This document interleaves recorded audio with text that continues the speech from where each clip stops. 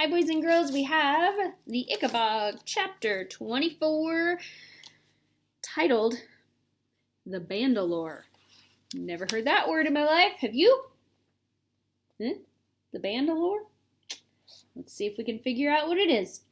Daisy was about to turn 8 years old, so she decided to invite Bert Beamish to tea. Bert Beamish to tea. A thick wall of ice seemed to have grown up between Daisy and Bert since his father had died. He was always with Roderick Roach, who was very proud to have the son of an Ickabog victim as a friend.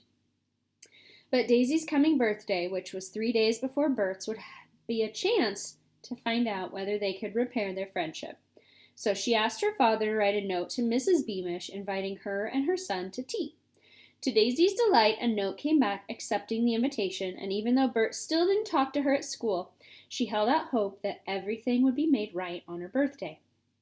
Although he was well paid, a carpenter to the king, even Mr. Dovetail had felt the pinch of paying the Ickabog tax, so he and Daisy had bought fewer pastries than usual, and Mr. Dovetail stopped buying wine. However, in honor of Daisy's birthday, Mr. Dovetail brought out his last bottle of Jeroboam wine, and Daisy collected all her savings and bought 2 expensive Hopes of Heaven for herself and Bert because she knew they were his favorites. The birthday tea didn't start well. Firstly, Mr. Dovetail proposed a toast to Major Beamish, which made Mrs. Beamish cry. Then the 4 of them sat down to eat, but nobody seemed able to think of anything to say until Bert remembered that he'd bought Daisy a present. Bert had seen a bandalore, which is what people called yo-yos at the time, in a toy shop window, and bought it with all his saved pocket money.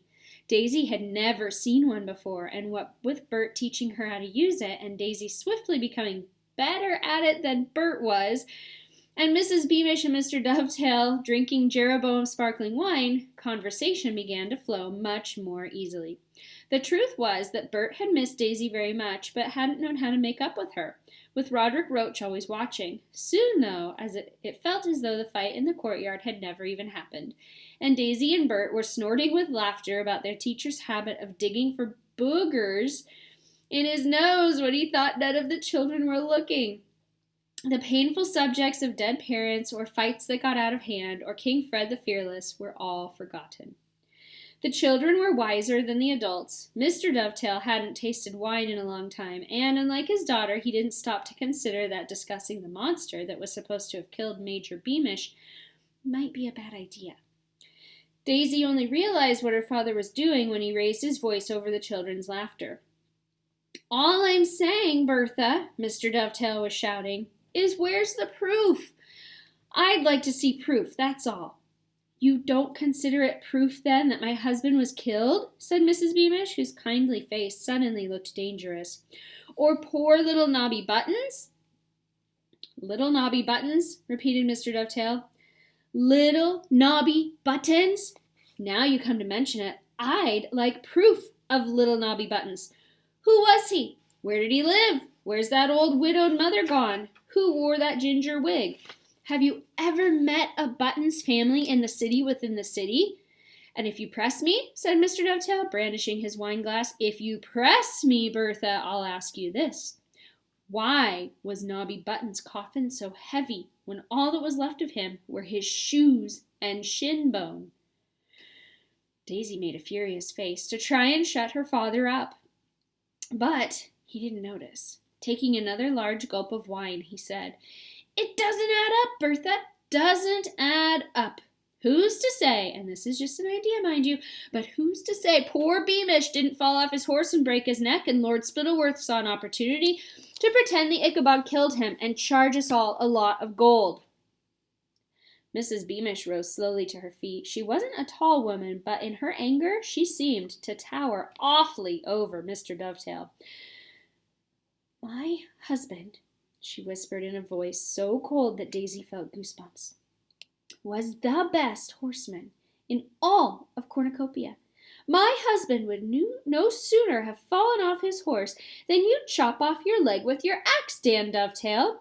Nothing short of a terrible monster could have killed my husband, and you ought to watch your tongue because saying the Ickabog isn't real happens to be treason." "Treason!" jeered Mr. Dovetail.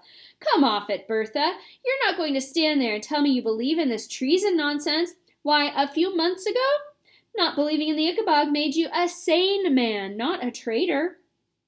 "That was before we knew the Ickabog was real," screeched Mrs. Beamish. "Bert, we're going home." No, please don't go," Daisy cried. She picked up a little box she'd stowed under her chair and ran out into the garden after the Beamishes. "Bert, please, look, I got us hopes of heaven. I spent all of my pocket money on them." Daisy wasn't to know that when she saw hopes of heaven now,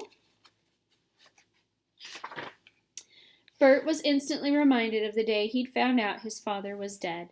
The very last hope of heaven he'd ever eaten had been in the king's kitchens, when his mother was promising him they'd have heard if anything had happened to Major Beamish. All the same, Bert didn't mean to dash Daisy's to the ground. He meant only to push it away. Unluckily, Daisy lost her grip on the box, and the costly pastries fell into the flower bed and were covered in earth. Daisy burst into tears. "Well, if all you care about is pastries," shouted Bert, and he opened the garden gate and led his mother away. And here is a picture of Daisy. It says, "Unluckily, Daisy lost her grip on the box, and the costly pastries fell." And it was drawn by Petra, age 9. What a beautiful picture. That color. Poor Daisy and Bert. I hope one day they can be friends. That was the end of chapter 24. I hope you're enjoying the Ickabog.